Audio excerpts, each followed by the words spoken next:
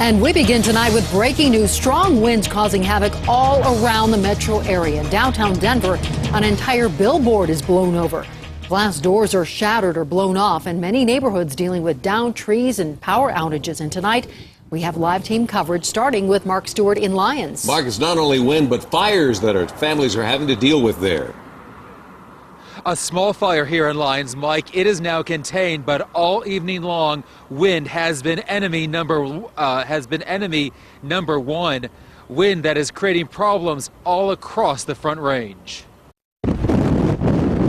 The wind in the Colorado foothills is so strong, waves of water from the Boulder Reservoir are crashing onto the banks. Power poles are dangling, trucks are flipping, and trees are crashing to the ground. Then all of a sudden that tree just snapped and fell on top of my roommate's car. Matt Eisenman was walking outside when the wind whipped through his front yard. If I left 10 seconds earlier and walked in that direction, the tree could have fallen on me. This is what it's like to stand in the middle of one of these gusts. You have to plant your feet on the ground. Your eyes certainly water. And it's next to impossible to hear anyone who may be standing beside you. The wind is fueling February fires. Homeowners were put on alert after this 10-acre fire in Lyons. Just hours before, a grass fire near the IBM plant in Boulder. Sparks from power lines could be to blame. Anything that isn't tied down is fair game in a storm that's blowing hurricane-force winds through the still snow-capped mountains. And firefighters will stay here in Lyons and in Boulder all evening long, just in case this wind fuels any hot spots. Despite the fires, despite the downed trees, we are told, fortunately, there are no serious injuries.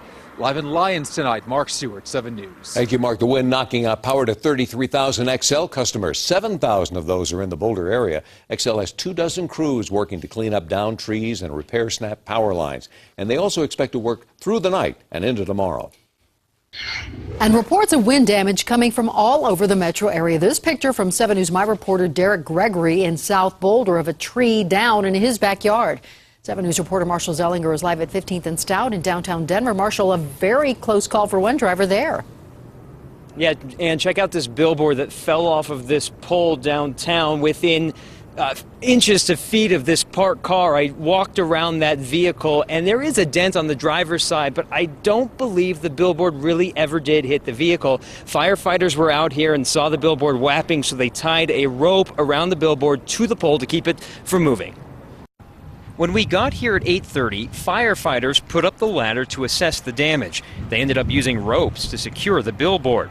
Across the street from the billboard, check out these doors at a parking structure. The glass shattered when the doors blew open. The doors themselves now off the hinges. At Iliff and Ogden in Denver, a 50-foot tree is blocking Ogden.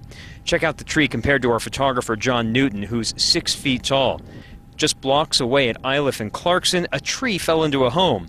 The residents tell us there's no significant damage inside. And 1 block south of Cheeseman Park at 7th and Williams, one tree fell over into a small park. Another tree cracked, and part of it is blocking 7th.